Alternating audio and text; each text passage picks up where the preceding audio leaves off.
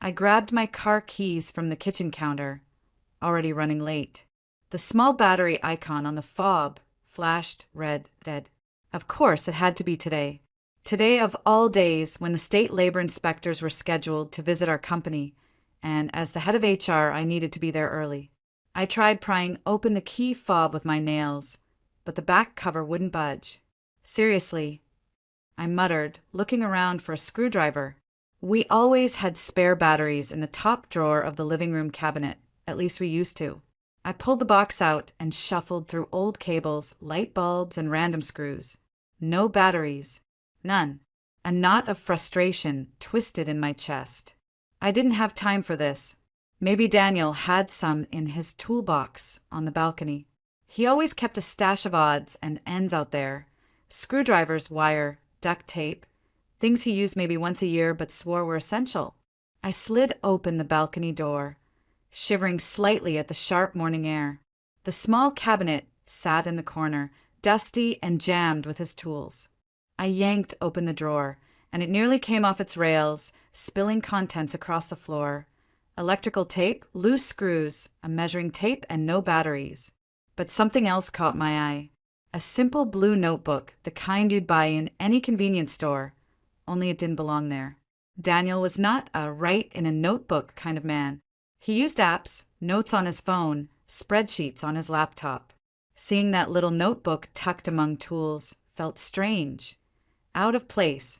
I picked it up, meaning only to move it aside, but curiosity whispered.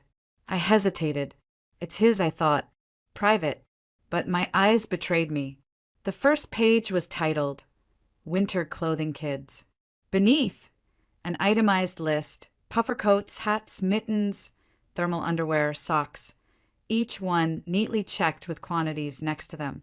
2 sets of everything. I frowned, flipping another page. Christmas gifts ideas, plush toys, trains, art supplies, Barbie family set, a programmable robot, wireless headphones. Another page showed numbers for a pediatric dentist, a school prep center, and even a private tutor. My breath caught. What is this?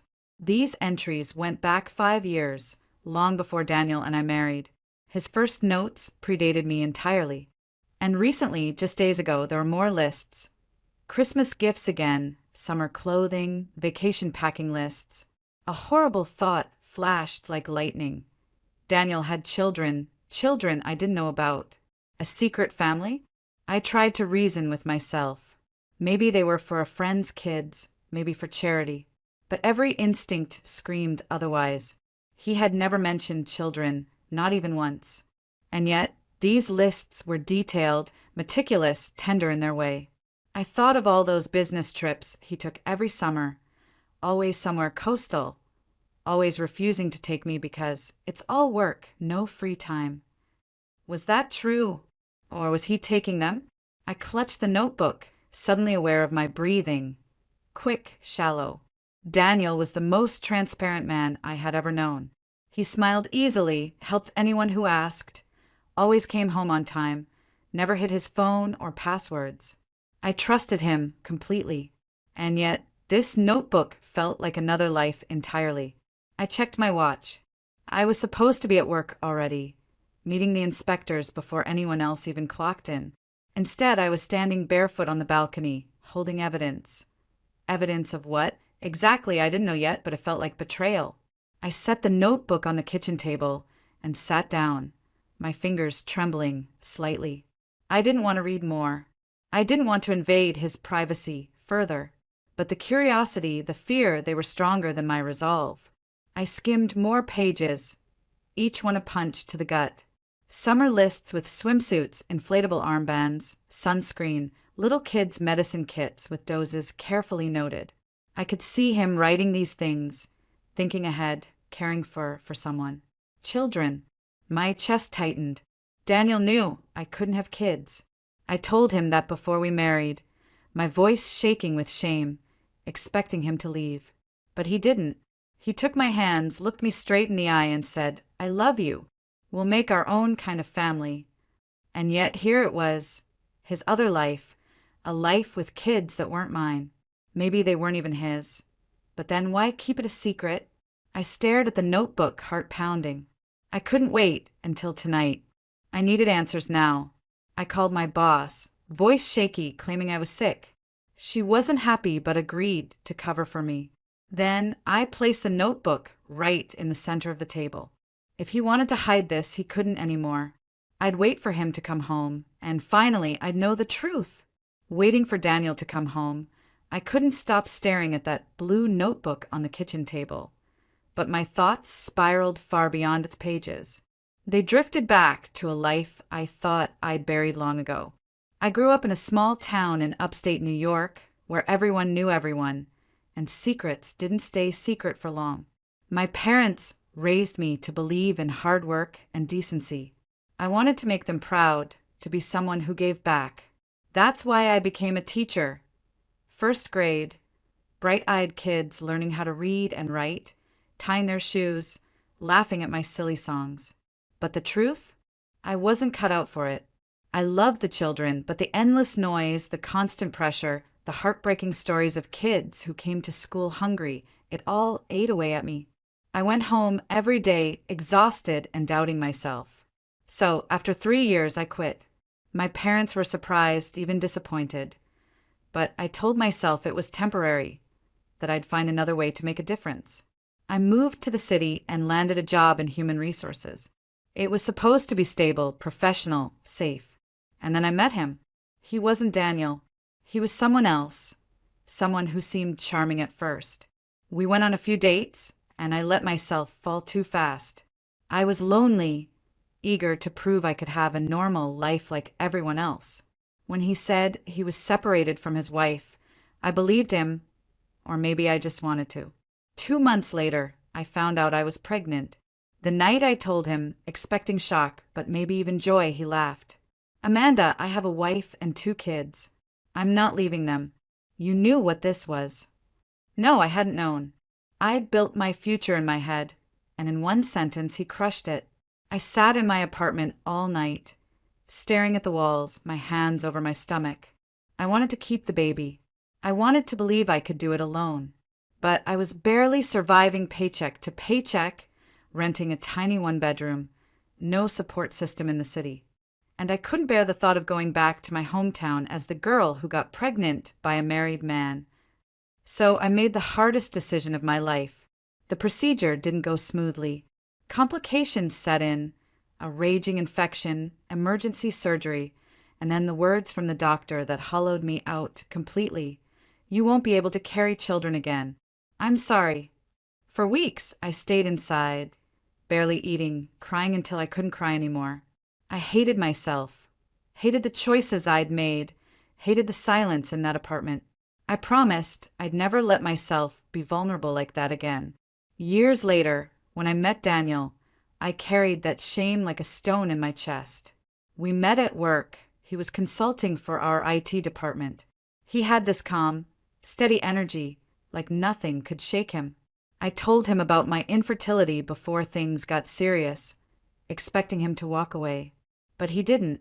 He squeezed my hand and said, "Amanda, I'm with you because of who you are, not because of what you can or can't give me." That was the moment I fell in love for real. He made me believe I could still have a family, our own version of it. Pets, maybe adoption someday, or simply each other. I thought we were honest with each other. I thought there were no secrets. And yet that notebook, those names, those lists, that secret life. I glanced at the clock. Daniel wouldn't be home for another 3 hours. My heart thudded like a drum as I tried to distract myself with chores, but I couldn't shake the thought. What if he has children and I never knew? What if he chose me because I can't give him what she did? I pressed my hands to my face, trying to breathe. I had sworn I'd never feel that kind of betrayal again, but here I was, bracing myself for answers I might not be ready to hear. For a moment, I wished I'd never found that notebook at all. The apartment felt unnervingly quiet. No television, no music, not even the hum of the dishwasher I usually left running after dinner. I had turned everything off, as if silence itself could help me think. The blue notebook sat squarely in the middle of the kitchen table, its pages closed but heavy with meaning. I had placed it there deliberately, almost like evidence in plain sight. When Daniel came home, he would see it. He would know I'd read it, and then there would be no turning back. I tried to busy myself. I wiped the counters twice, then rearranged the spice rack, then put it back the way it was. Every few minutes, I found my gaze drifting to the clock. 3:30 p.m., 4:10 p.m., 4:52 p.m. I still had nearly an hour to go before Daniel's shift ended. Part of me wanted to run, to avoid whatever truth waited for me. I could already hear the explanations, ones I wouldn't believe, ones that would only cut deeper. Another part of me wanted to call him right now, demand answers over the phone, rip the bandage off quickly. But I didn't. I waited. My thoughts wouldn't stay still. They kept flashing back to every business trip Daniel had taken over the last 3 years. Trips where he insisted there was no time for me to come along. Trips where he came back looking tired, but oddly softer. Was he spending that time with children? With her children? I stared at my hands on the countertop, remembering how he held them the day I told him I couldn't have kids. "Amanda, that doesn't change how I feel about you," he said back then. I believed him. I still wanted to believe him. But the lists in that notebook, they weren't for charity. They were personal. My phone buzzed. A text. "Daniel, on my way. You okay?" I stared at the message for a long moment before typing back, "Yeah. We need to talk." The dots appeared, disappeared, appeared again, then nothing. No reply. At 5:45, I heard the familiar sound of keys at the door. My heart pounded, so hard it felt like it would break my ribs. I gripped the edge of the counter as Daniel stepped inside, his usual warm smile fading when he saw my face and then the notebook on the table. He froze. For a second, I saw something in his eyes, panic maybe or guilt. He set his bag down slowly, cautiously, like someone approaching a wild animal. "You found it," he said quietly. I nodded, my voice trembling. "Daniel, what is this? These lists, these kids' clothes, toys, dentist numbers, who are they for?" He didn't answer right away. He just stared at the notebook, his shoulders sagging as if carrying an invisible weight. Then, finally, he met my eyes. "It's a long story," he said softly. "One I should have told you a long time ago." He pulled out a chair and sat down, clasping his hands together. For the first time since I'd known him, he looked older, tired, vulnerable. "Please, Amanda, let me explain." I sank into the chair across from him, my pulse still thundering in my ears. I braced myself, knowing whatever came next would change everything. Daniel's hands trembled slightly as he opened the notebook, flipping through pages like they belonged to someone else. He stopped at one and pressed his fingers on it for a moment, almost as if bracing himself. "I should have told you this before we ever got married," he said quietly.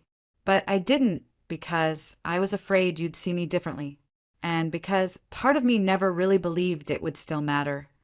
"Daniel," my voice was softer than I expected. "Just tell me."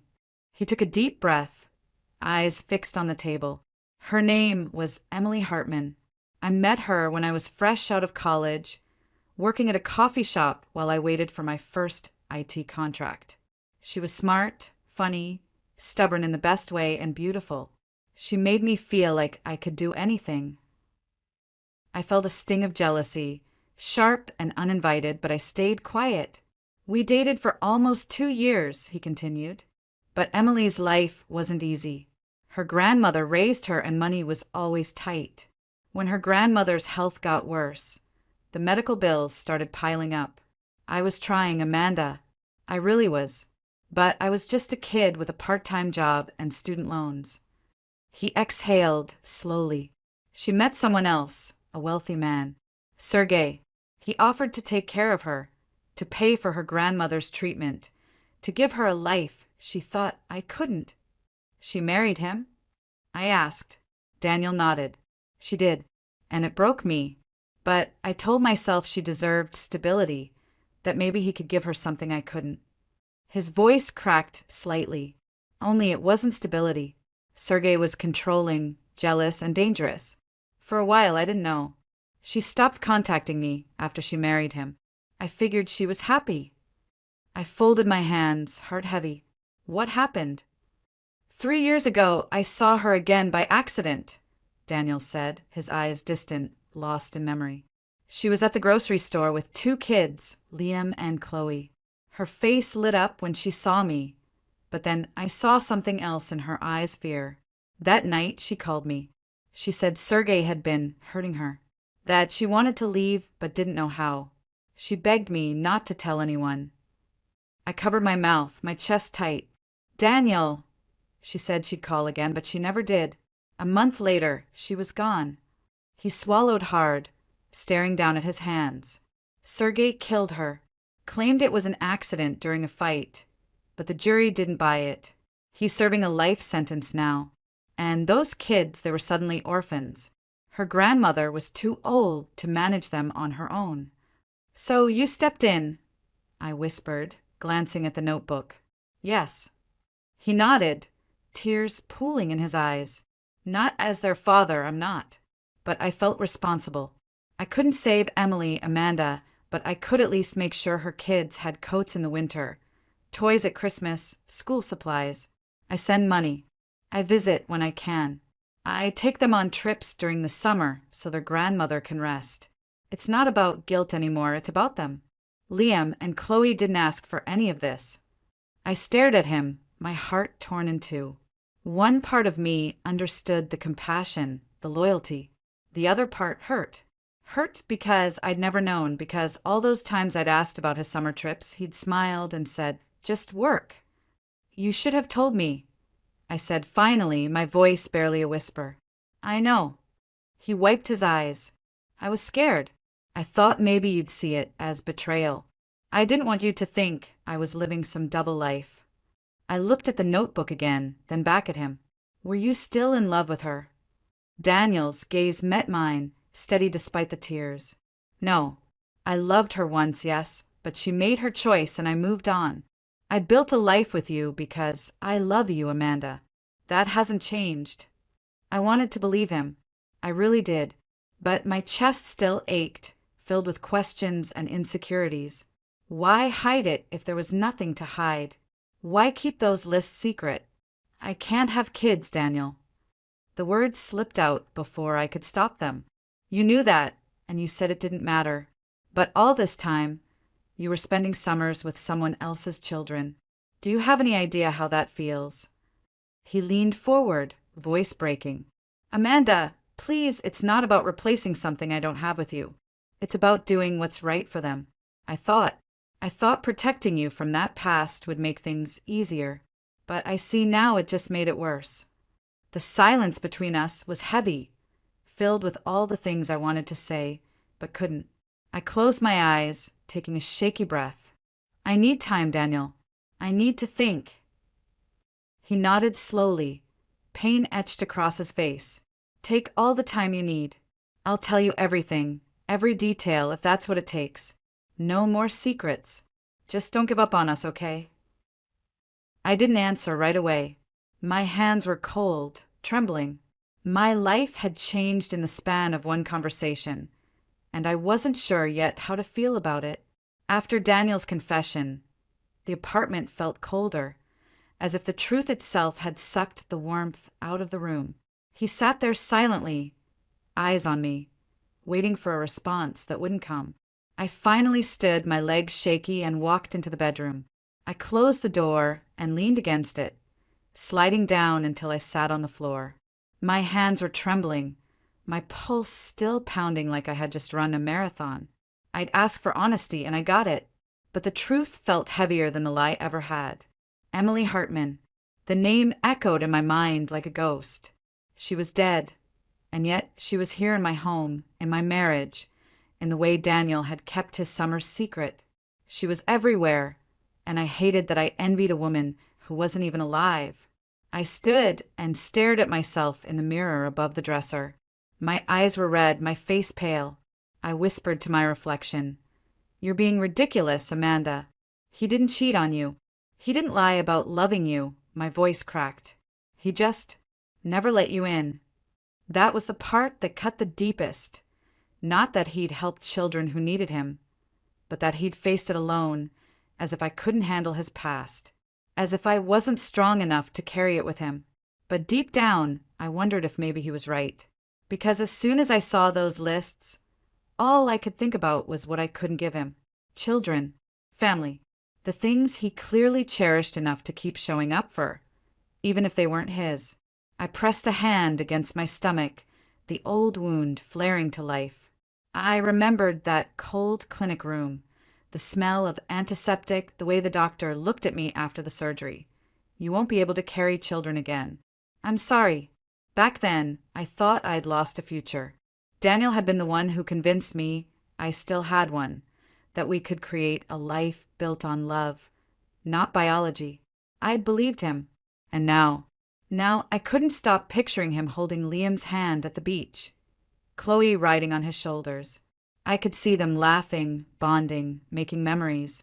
A family, even if it wasn't legally his, and definitely not mine.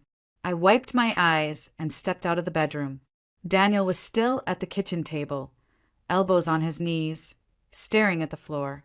He looked up when he heard me. Amanda, his voice was rough. Please say something. I swallowed hard. I don't even know where to start. He stood slowly. Start anywhere. Yell at me. Throw something if you need to. Just don't shut me out. But I couldn't yell. I couldn't even summon anger. Only a dull ache in my chest. You built this entire second life, I said quietly, and you didn't think I should be a part of it. Daniel winced. That's not what I meant. I thought I was sparing you pain. I shook my head. You didn't spare me anything. You made me wonder if I was enough. His face crumpled. Amanda, you are enough. You've always been enough. I love you. Then why didn't you trust me with this? My voice cracked, the words tumbling out before I could stop them. He stepped closer, but I raised a hand, keeping distance between us. I wasn't ready to be touched, not yet. I need space, I whispered. Daniel nodded, slowly, eyes shining. Take it. I'll do whatever you need. Just, please don't give up on us. I turned away, gripping the doorframe for balance, my chest tight. I didn't want to give up. I loved him, but love didn't erase the sting of secrets. That night, I lay in bed staring at the ceiling, the blue notebook still on the table, like a silent witness. My thoughts swirled with jealousy, grief, and something else I couldn't name. A tiny spark of curiosity about those kids. Liam and Chloe.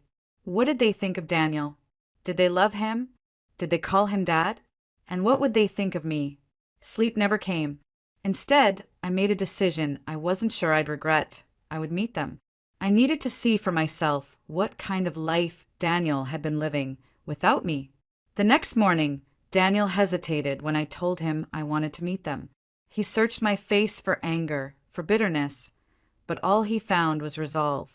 You don't have to do this, he said softly. I do, I replied. If we're going to move forward, I need to know them. And I need to see for myself what all this means to you. We drove in silence along the coastal road toward Portland. The October air was crisp, the ocean visible beyond stretches of pine and rocky shoreline. I tried to focus on the beauty outside, but my mind kept returning to that blue notebook and all the emotions it had unearthed. Daniel's hand rested on the gearshift, fingers twitching like he wanted to take mine, but wasn't sure if he was allowed. I didn't reach for him. Not yet. When we pulled into a quiet, suburban neighborhood, my stomach tightened. A small white house sat at the end of a narrow street, a garden full of late-blooming mums lining the walkway. On the porch stood an older woman, frail but upright, her silver hair pulled into a neat bun. She waved as we parked. That's Margaret, Daniel said. Emily's grandmother. Margaret smiled as we approached, her eyes kind despite the deep lines of age and grief. Daniel, she greeted warmly before turning to me. And you must be Amanda. I nodded, trying to keep my voice steady. It's nice to meet you. Inside, the house smelled of cinnamon and laundry soap. Toys were scattered in a corner of the living room, and crayon drawings covered one wall. A small voice called out from the hallway, "Uncle Daniel!" A boy, Liam, raced into the room, about 6 years old, all energy and bright blue eyes. He wrapped his arms around Daniel's waist. Daniel crouched to hug him, his face softening in a way I'd never seen before. And then a smaller figure peeked from behind the couch. Chloe, 4 years old, curly brown hair framing her round face. She clutched a stuffed rabbit and stared at me with wide, cautious eyes. Daniel smiled gently at her. "Come say hi, Chloe. This is Amanda." For a moment, she hesitated. Then, slowly, she stepped forward, still clutching the rabbit. She looked up at me, her eyes full of quiet uncertainty, and whispered, "Hi."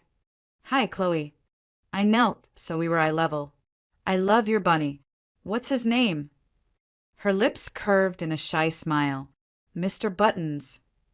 "That's a perfect name," I said, and something in her face softened. She reached out, small fingers brushing against my hand before slipping into it. It was such a simple gesture, but it pierced straight through my chest. This tiny, hesitant child was letting me in, even just a little. Margaret watched quietly, her hands clasped. "They've been through a lot," she said softly, "but Daniel has been a blessing. I don't know what I'd do without him." I looked at Daniel, who was now listening intently as Liam explained how he'd built a Lego spaceship. He wasn't just helping them out of guilt. He loved these kids. That much was obvious. And for the first time, I didn't feel jealous. I just felt sad. Sad for Emily, for these children, for Daniel, who had carried this responsibility alone, and even for myself, because I'd spent so much time fearing the past that I hadn't seen the present clearly. Later, in the backyard, Chloe tugged at my sleeve. "Will you come back?" she asked softly, eyes big and earnest. I blinked back tears. "If it's okay with you, I'd like to." She smiled, and for a moment it felt like something inside me cracked open. Not broken, just open. When we left that afternoon, the car ride was different. Daniel reached for my hand again, and this time I let him hold it.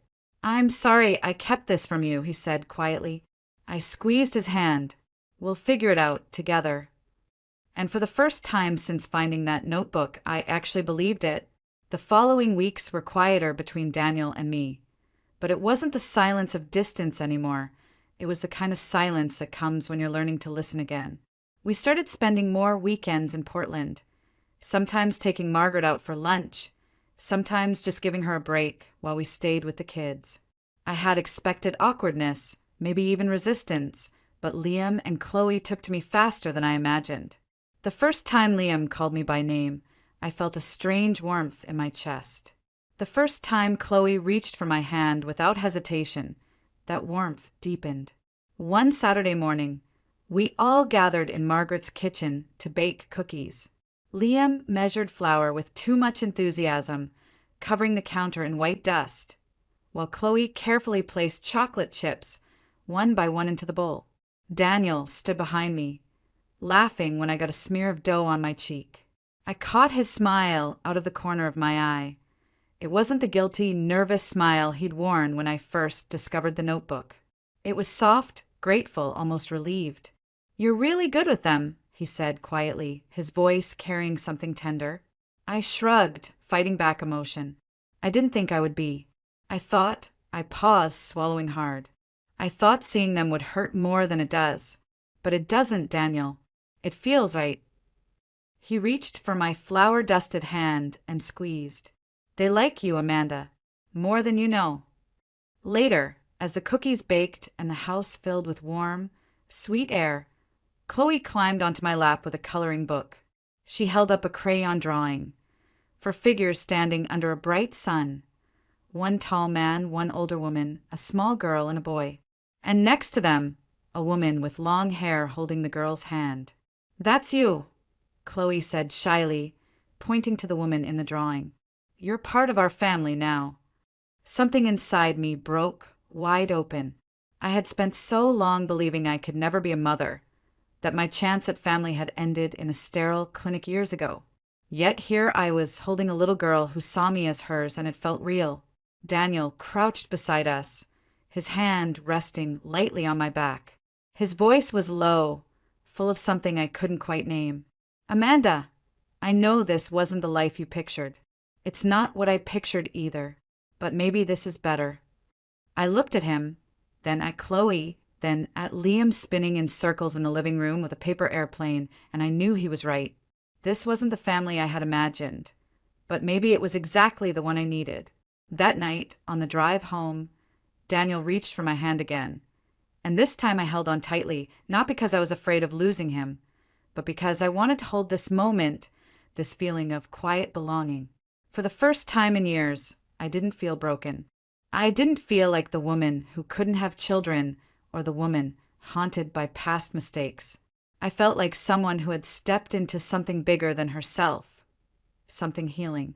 When we got home, Daniel pulled me into an embrace and whispered, "Thank you for giving them a chance, and for giving me one too." I rested my head on his shoulder and let out a long breath I hadn't realized I'd been holding. "I'm done running from the past, Daniel. Let's just be here now." And for the first time, I really meant it. Months passed, and what had once felt like an exposed wound slowly became something softer, something I could hold without pain. We visited Liam and Chloe almost every weekend. Sometimes Daniel took them to the park while I stayed back with Margaret, sipping tea as she shared stories of Emily's childhood, the bright, stubborn girl who loved books and hated carrots. Other times, we all piled into the kitchen again to bake, or bundled up to walk along the rocky coast. It wasn't long before the kids began to treat me like I'd always been there. Liam proudly showed me every Lego masterpiece, every drawing from school.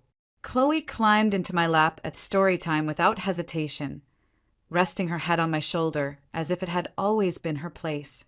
The first time she called me Mommy, it wasn't dramatic or planned. She was tired, eyes heavy, as I carried her up the stairs to bed.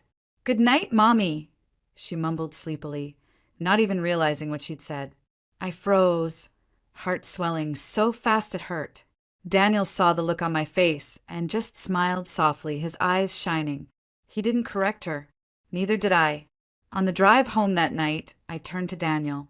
"I thought I'd lost my chance to be a mom forever," I admitted quietly. "But somehow, I didn't. It just looks different than I imagined." He squeezed my hand, his voice warm and certain. "That's because you didn't lose anything, Amanda. You gained something new." And he was right. The truth is, healing rarely looks like we think it will. Sometimes it isn't about getting back what was lost. It's about finding something unexpected, something you never even knew you needed. I still carry my past with me. The mistakes, the heartbreak, the day a doctor told me I'd never have children of my own. But now, when I think of the future, I don't feel that hollow ache anymore. I feel Liam's small hand slipping into mine. I hear Chloe's giggle as she colors outside the lines. I see Daniel looking at me not with guilt or secrets, but with gratitude and love. This isn't the life I thought I'd have, but it's the one I'm thankful for every single day. So if you're listening to this and you're holding on to an old hurt, afraid you'll never be whole again, maybe the path to healing isn't about going back. Maybe it's about looking forward, about opening your heart to something different, something better. Because sometimes family isn't who you're born to, it's who you choose. And I choose this one.